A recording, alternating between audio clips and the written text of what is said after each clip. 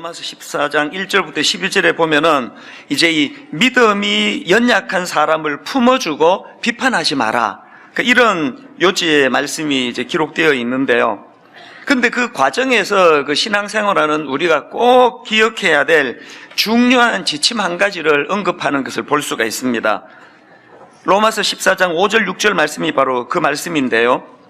어떤 사람은 이 날을 저날보다 낮게 여기고 어떤 사람은 모든 날을 같게 여기나니 각각 자기 마음으로 확정할지니라. 나를 중히 여기는 자도 주를 위하여 중히 여기고 먹는 자도 주를 위하여 먹으니 이는 하나님께 감사하며 먹지 않는 자도 주를 위하여 먹지 아니하며 하나님께 감사하느니라. 이게 무슨 내용인가 하면은 뭐든지 소신을 가지고 판단하고 소신을 가지고 행동하라는 것입니다.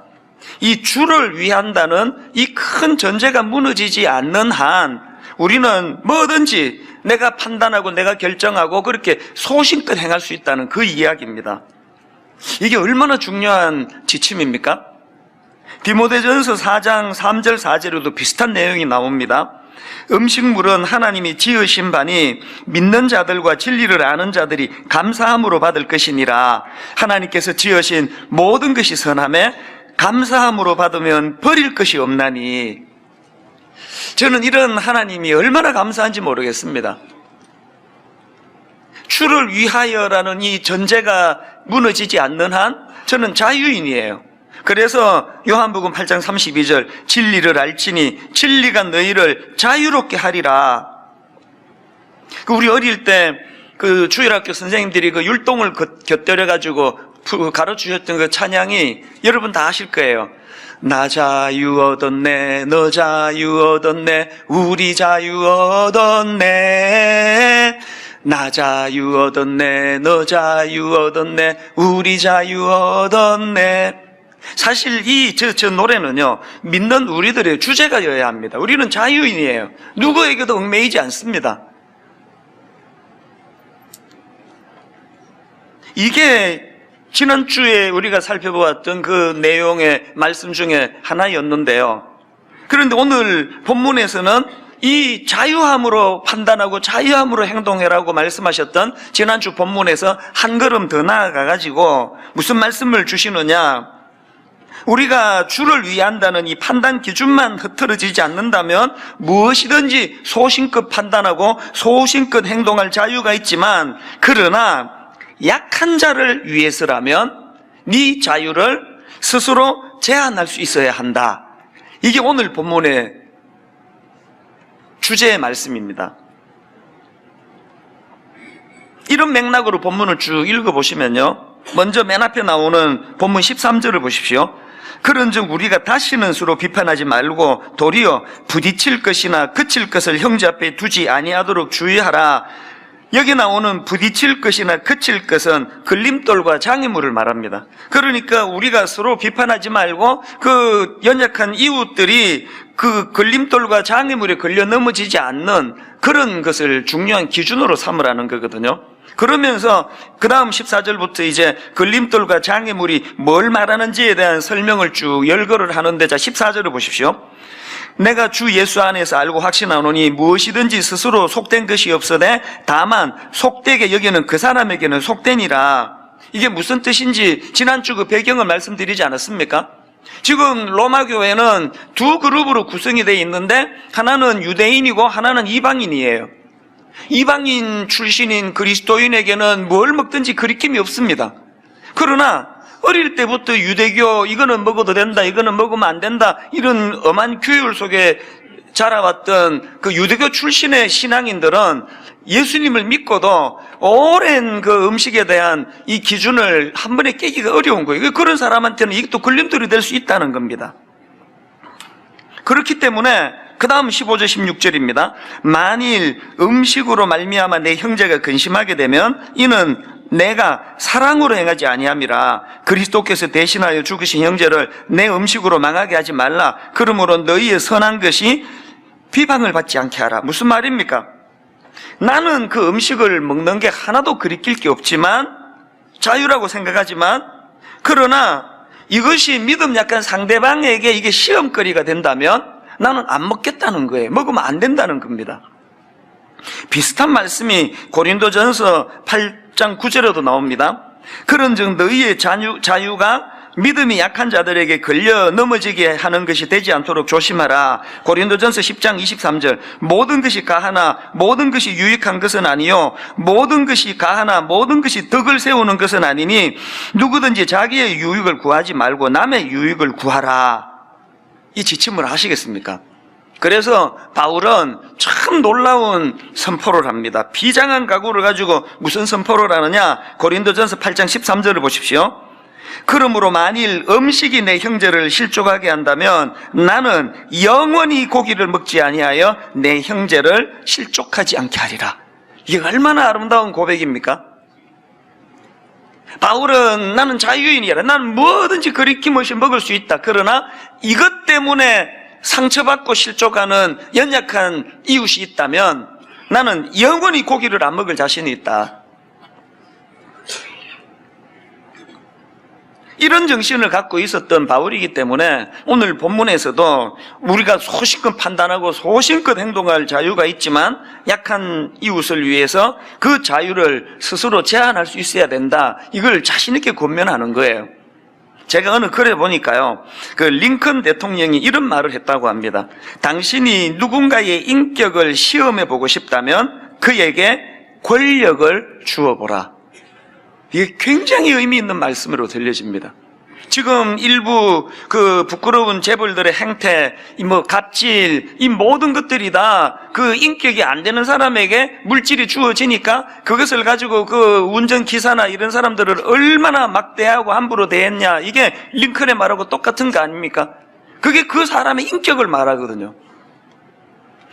당신이 누군가의 인격을 시험해 보고 싶다면 그에게 권력을 줘봐라. 이걸 다른 사람을 시험하는 데 쓰지 말고 우리 자신을 한번 돌아보자는 거예요.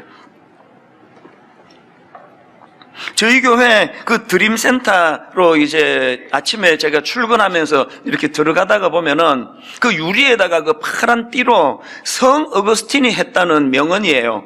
그 문장 하나를 그 유리에다가 그 붙여놓은 걸 보거든요. 내용이 참 좋습니다. 이런 거예요. 본질적인 것에는 일치를, 비본질적인 것에는 관용을, 그리고 모든 것에 사랑을. 제가 이제 요즘에는 거의 습관처럼요, 아침에 일찍 이제 교회로 출근을 하면 그 문을 열다가 잠깐 멈추어가지고 저 문구를 제가 다시 새겨봅니다. 본질적인 것에는 일치를, 비본질적인 것에는 관용을, 그리고 모든 것에 사랑을.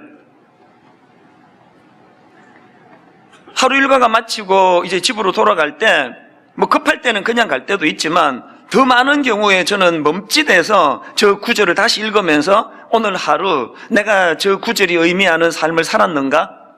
본질적인 것에는 일치를, 비본질적인 것에는 관용을, 그리고 모든 것에는 사랑을, 이런 하루를 내가 보냈는가? 그런 생각을 하면서 이제 하루 일과를 마치는 게 습관처럼 되었습니다. 이런 의미에서 제가 지난 금요일 아침에 그 참 의미 있는 그 깨달음을 하나 경험했는데요. 요즘에 이제 제가 이게 이 성대가 또 좀 나빠져가지고 이제 설교 시간에 한 3부 넘어가면은 막 목이 잠기고 또 이상한 소리가 막 나오고 이래가지고 좀 마음에 이제 조심을 하고 있거든요. 근데 이제 지난 금요일 아침인데요. 저는 요즘에 이제 더워지면서 아침에 이제 출근해가지고 그 냉커피 한 잔을 마시는 그게 굉장한 아침의 삶의 기쁨이 됐습니다. 그래서 어떨 때는 막 이 냉커피 마실 생각을 하면은 너무 막 설레이고 그래요. 한동안에 이제 이걸 끊었다가 그 얼음 동동 띄워가지고 이 커피를 마시는 이거를 내가 끊을 수가 없어서 다시 이제 하루에 딱 한 잔씩 제가 이제 커피를 마시는데요. 누가 그러시더라고요. 그 커피에 카페인이 들어있어가지고 그게 이 성대에 목에 이게 안 좋다는 거예요. 목을 건조하게 만든다는 거예요.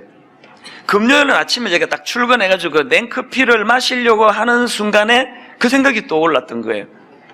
이틀 남았는데 설교하려면 이 성대에 안 좋다는데, 그래서 오늘은 내가 커피를 참아봐야 되겠다.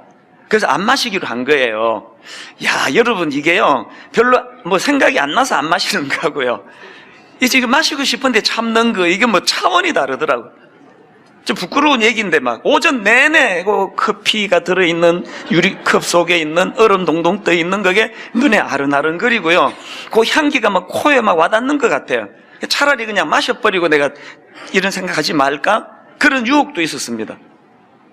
근데 대견하게도 금요일 어제 이틀 일절 커피 안 마시고 참았거든요. 오늘 이 설교를 위해서. 그런데 여러분 한번 생각을 해보세요. 제 몸을 이루고 있는 이 백체 중에서요, 커피를 다 필요로 하는 거예요. 아침에 일어나가지고 그 카페인이든 커피 한 잔을 마시면 이제 생체 리듬이 활력을 되찾기 때문에 커피가 도움이 돼요. 그리고 말씀을 묵상하고 또 설교를 준비하려고 하려면 그 커피 한 잔 마시면 그 각성 효과가 있어가지고 정신을 맑게 해주는 게 사실이에요. 그러니까 내 모든 지체가 다 지금 커피를, 달달한 커피를 원하는데 딱 하나, 이 백체 중에 요 몇 센치 되지도 않는 이 성대가 이 커피에 별로 도움이 안 된다고 하니까 나머지 모든 지체들이 다 참아내야 되는 거예요. 이를 악물고 참아내야 되는 거예요. 제가 금요일날 깨달은 게 뭐겠습니까? 교회를 인간의 몸에다가 보통 비유하지 않습니까? 오늘 우리 교회가 이렇게 다양한 사람들, 더 다양한 기호를 가진 분들의 배경을 가진 분들로 구성이 되어 있지만, 여러분, 우리가 연약한 한 이웃을 위해서 나는 그리스도 안에서 난 자유인이다. 난 뭐든지 난 그리키고 싶다 할 수 있다. 그러나 바울이 고백했던 것처럼 연약한 이웃을 위해서라면 나는 내 자유를 제한할 수 있다. 나는 평생 고기를 먹지 않을 수 있다. 이런 것들이 오늘 우리 신앙생활하는 우리들에게 좀 느슨해져 있지 않은 건가, 그런 생각을 하게 되는 겁니다. 그렇기 때문에 저는 오늘 본문의 말씀이 느슨해졌던 저희들 다시 한번 각성하고 우리도 바울처럼 우리 연약한 이웃을 배려하고 그들을 위해서 절제할 수 있는 이런 정신이 좀 회복됐으면 좋겠습니다. 그리고 그 일이 가능하기 위하여 꼭 기억해야 될 이 본문 15절 말씀을 늘 마음으로 되뇌이면 좋겠습니다. 15절에 어떤 말씀이 있습니까? 만일 음식으로 말미암아 내 형제가 근심하게 되면 이는 내가 사랑으로 행하지 아니함이라. 그리스도께서 대신하여 죽으신 형제를 내 음식으로 망하게 하지 말라. 무슨 뜻입니까? 그 사람이 어떤 행동을 하고 어떤 생각을 하고 하는 것보다 더 본질적으로 그 존재 자체가 예수 그리스도의 십자가로 구원받은 존귀한 존재라는 인식으로 상대방을 보는 훈련을 하라는 거예요. 죄성을 가진 우리는 이게 참 안 됩니다. 우리는 그 상대방에 대하여 자꾸 판단을 해요. 외모는 어떻고, 그 사람이 가진 배경은 어떻고, 또 심지어는 그 사람이 지금 나하고 같은 생각인가? 내가 모든 걸 자유롭게 먹듯이 이 사람도 그런 사람인가? 아니면 이 사람은 나와 생각이 달라 또 가려서 먹는 사람인가? 이 걸핏하면은 이 편가르기를 좋아하는 이 죄성, 거기다가 또 우리나라는 이게 참 가슴이 아파요.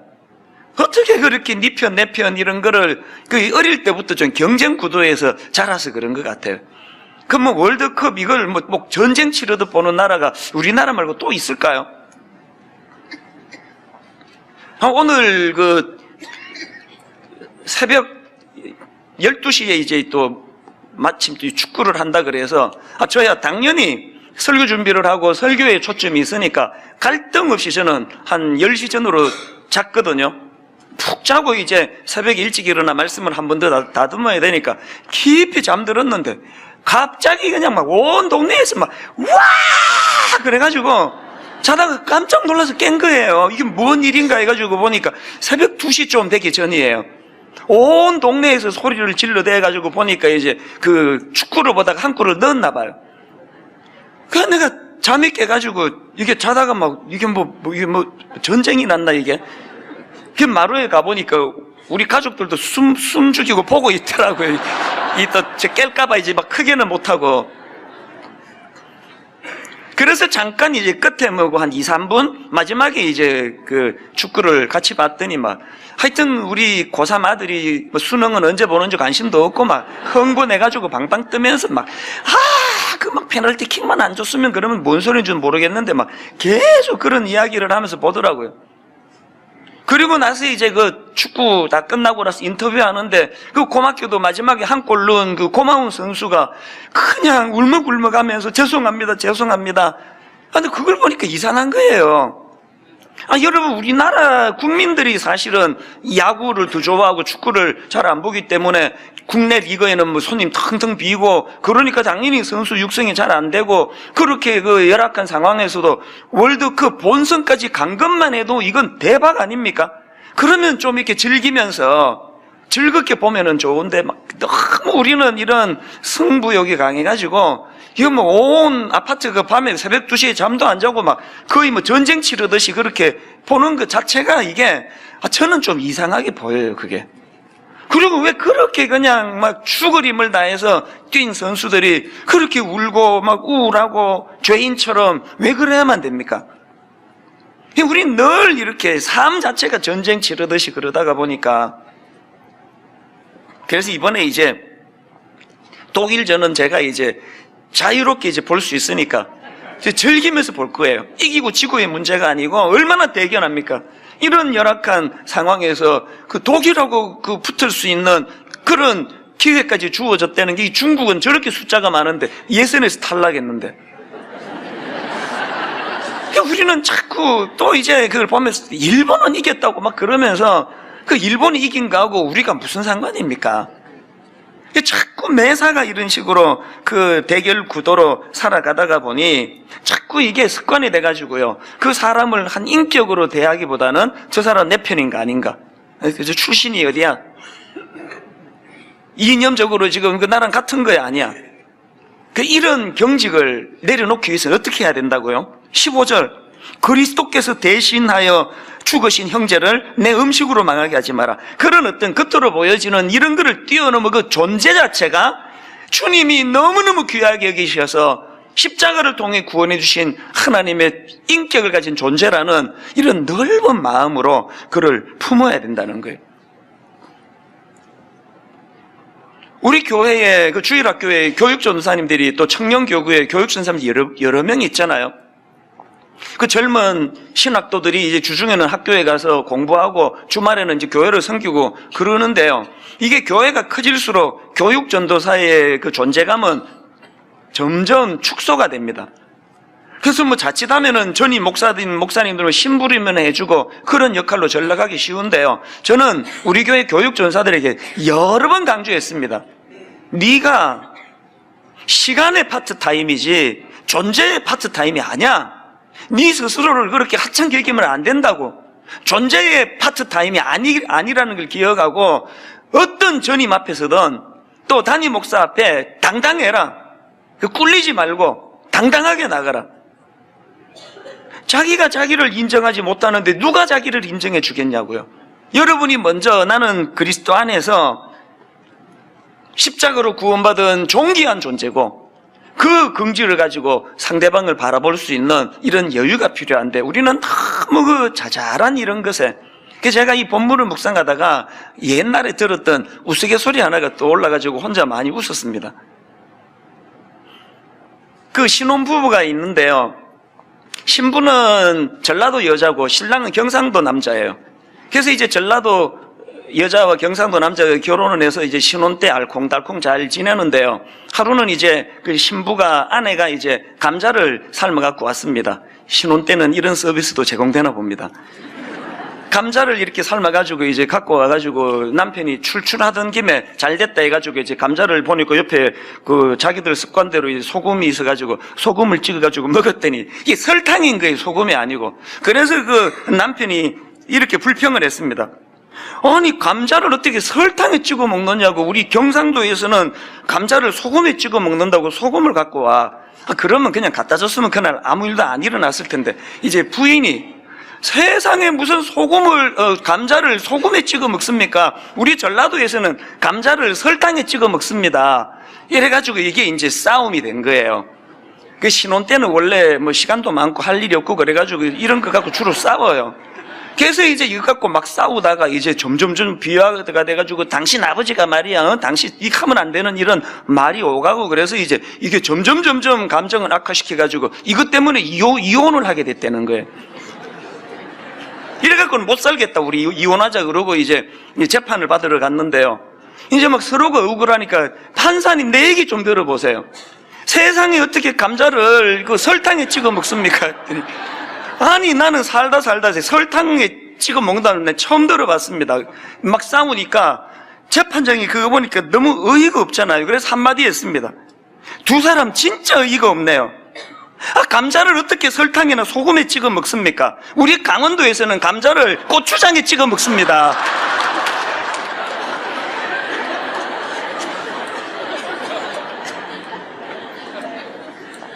이게 지난주 말씀드렸던 아디아포라, 이래도 상관없고 저래도 죄가 안 되는 거, 그게 아디아포라. 여러분 사실 이게 우스갯소리지만요, 우리 대인관계에서 이런 어처구니 없는 이거 내가 그 소금에 찍어 먹는 게 익숙해도 상대방이 설탕에 찍어 못 된다 그러면 수용해 줘 버리면 되는 이거를 못 견디는 게 그게 우리 아닙니까? 그렇기 때문에 여러분 오늘 본문에서 말하는 나는 무엇이든지 소신껏 할 자유가 있지만 내 연약한 이웃을 위하여 절제하고 이걸 이걸 발휘하지 않겠다. 이 정신 회복이 중요하다는 겁니다. 그런 약자를 배려하는 태도가 왜 유익하냐? 두 가지로 제가 정리를 해봤는데요. 첫째로는 하나는 내적인 그 유익이 있고 또 하나는 외적인 유익이 있는데요. 첫째로 내적인 유익이 뭐냐? 의와 평강과 희락을 선물로 받습니다. 17절을 보십시오. 하나님의 나라는 먹는 것과 마시는 것이 아니요 오직 성령 안에 있는 의와 평강과 희락이라. 여러분 정말 여러분 예수 믿는다고 하면서 성령님이 주시는 의와 평강과 희락을 누리고 있습니까? 그렇게 깐깐하게 나는 공의를 세우는 사람이라고 뭐 법이요, 그리고 이건 된다 이건 안 된다 그렇게 날카롭게 판단하고 비판하고 살아가는 여러분이 어떻게 그렇게 마음에 평안이 없어가지고 불안하고 두렵고 왜 그렇게 살아가느냐는 거예요. 아무리 그게 내 기준으로 이게 그 법이요 옳아 보여도 좀 연약한 이웃을 위하여 그것을 품어주고 용납하고 좀 수용해주고 할 때 거기에 의와 평강과 희락이 찾아온다는 거예요. 언제부터였는지 모르겠는데 성령님이 제게 은혜를 주셔가지고 어느 시점에서부터인가 제 안에 약점이 긍휼함으로 보여지기 시작하는 거예요. 그 언제부터인지는 모르겠습니다. 그게 자꾸 안쓰럽고, 그래서 그냥 뭐 운동도 잘 안 하고 이제 베들레헴 이런 게 이제 이런 얘기를 하면 안 되는데 이건 여기서 중단하겠습니다. 뭐 어떤 거를 봐도 그게 제 눈에 허물로 보이지 않아요. 그 긍휼함으로. 몸이 약한 것도 뭐 이런 습관이 있는 것도. 그러고 났더니 가정에 평화가 찾아오는데요, 제일 먼저 혜택을 제가 봐요. 가정이 지금은 작은 천국이라고 해도 과언이 아니에요. 그런데 영적으로 제가 또 약해지면 이게 또 올라와요. 자꾸 또 판단하려고 그래요. 우리가 싸워야 되는 건요, 내 안에 있는 의와 평강과 희락. 그래서 여기 보니까 여기 하나님 나라는 이렇게 시작하는데요, 하나님 나라는, 여기서 말하는 하나님 나라는 하나님이 통치하는 영역이에요. 우리 가정을 하나님이 통치하는 영역이 되시면 거기에 의와 평강과 희락이 나온다는 겁니다. 우리가 오늘 본문 전체의 줄거리로 말씀을 드리자면 예수 그리스도를 영접하고 내가 모든 그 부분에 내가 자유하지만 연약한 이웃을 위하여 내가 절제하겠노라고, 거기에 의와 평강과 희락이 선물로 주어진다는 겁니다. 제가 한 5, 6년 전만 해도요, 무슨 언론사에서 인터뷰하자 그러면 거절한 적 한 번도 없습니다. 그 좋은 일 아닙니까? 교회 목사가 일간 신문에 인터뷰를 하고 거기에 그리스도의 정신이 나오면은 그건 좋은 일이라 생각해서 한 번도 거절한 적이 없어요. 그랬는데요, 한 5, 6년 어간으로 일절 어떤 인터뷰도 이제 나가지 않습니다. 그리고 어떤 대외적인 활동 절제하고 있습니다. 왜 그런지 아십니까? 문득 성령님이 내게 그런 깨달음을 주시더라고요. 나같이 큰 교회 목사가 낄 때 안 낄 때 모르고 여기저기 설치고 다니는 이것 자체가 어떤 작은 교회 목사님에게는 이게 부담이 될 수도 있겠다. 그런 마음을 가지고 제가 이제 일절 안 하게 됐는데요. 최근에 어떤 50대 목사님이, 50대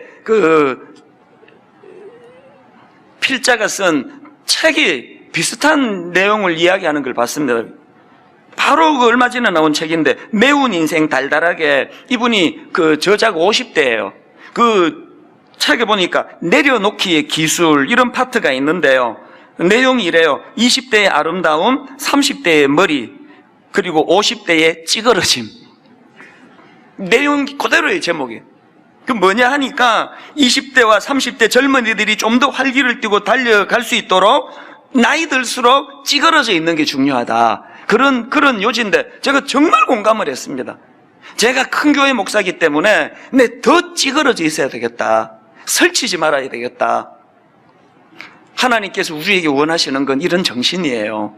저와 여러분이, 교회의 중직자들이, 여러분이 그 연약한 이웃들이 더 많이 교회에서 활보할 수 있도록 이런 정신을 회복할 때 성령님은 우리에게 의와 평강과 희락을 선물로 주실 줄로 믿습니다. 그런가 하면은 두 번째로 약자를 배려하는 태도가 가져다 주는 유익이 하나 더 있는데요. 그 외적으로 뭐냐? 하나님과 사람들에게 인정을 받는다는 겁니다. 18절. 이로써 그리스도를 섬기는 자는 하나님을 기쁘시게 하며 사람에게도 칭찬을 받느니라. 사도행전 2장 초대교회의 성전과 부흥을 쭉 열거하고 맨 마지막에 결론을 저는 주목하는데요. 사도행전 2장 46절 47절 한번 보십시오.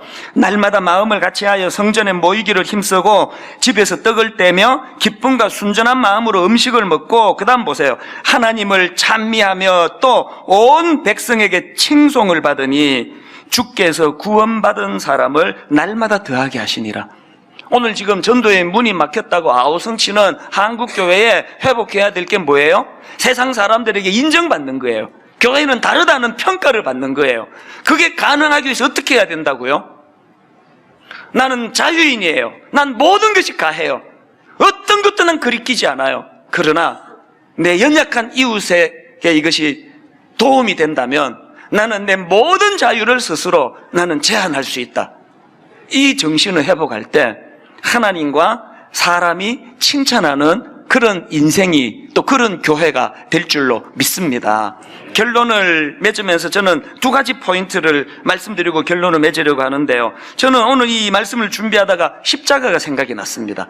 그 십자가 지시는 과정에서 마가복음 15장 3절부터 5절을 보십시오.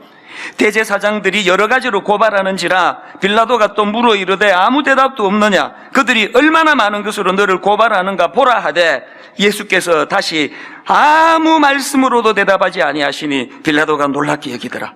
지금요, 십자가 지시는 예수 그리스도가 그 악한 군병들 앞에서 모든 것들에 있어서 압도하실 수 있는 분이에요. 논리적으로, 또 주님이 가지신 권세를 가지고, 또 주님이 갖고 계시는 파워로 어떤 것으로도 로마 군병을 압도하지 않을 게 하나도 없는데 그 주님께서 침묵하셨어요. 왜 그러셔야만 됐다고요? 죄로 말미암아 하나님 품을 떠나버린 우리, 세상에서 약자 중에 약자가 된 우리를 구원해 주시기 위하여 주님이 가지셔야 했던 그 절제, 이게 오늘 우리를 구원해 주시는 도구가 된 거 아닙니까? 그래서 이사야 53장 5절에 그가 찔림은 우리의 허물 때문이요 그가 상함은 우리의 죄악 때문이라. 그가 징계를 받음으로 우리는 평화를 누리고 그가 채찍에 맞음으로 우리는 나음을 받았도다. 오늘 이 말씀이 구현되기 위해서는 그리스도의 십자가를 묵상하라는 거예요. 그리고 또 한 가지, 13절을 다시 보시겠습니까? 그런즉 우리가 다시는 서로 비판하지 말고 도리어 부딪힐 것이나 그칠 것을 형제 앞에 두지 아니하도록 주의하라. 여기 나와 있는 주의하라는 단어는 결심하라는 뜻인데요, 이게 참 재밌는 게 뭐냐 하면 원어로 보면은 저 앞에 나와 있는 서로 비판하지 말고 할 때 비판하다, 또 맨 끝에 주의하다, 이게 같은 단어예요. 바울이 지금 워드플레이 하듯이 여기 나와 있는 두 단어가 다 원어로는 크리네인이라는 단어인데요. 이 단어는 정죄하다, 심판하다, 결심하다 이런 뜻을 가지고 있는 단어인데 워드 플레이 하듯이 지금 바울이 이 단어를 가지고 강조하는 게 뭐예요? 서로를 비판하는, 정죄하는 마음을 내려놓고 그 자리에, 같은 단어니까 그 자리에 연약한 이웃을 품어주려고 결심하고 결단해라. 걸림돌이 되지 않도록 결단해라. 13절 읽고 말씀을 마무리하려고 합니다. 그런즉 우리가 다시는 서로 비판하지 말고 도리어 부딪힐 것이나 그칠 것을 형제 앞에 두지 아니하도록 주의하라. 세 번역으로 그러므로 이제부터는 서로 남을 심판하지 마십시다. 형제 자매 앞에 장애물이나 걸림돌을 놓지 않겠다고 결심하십시오.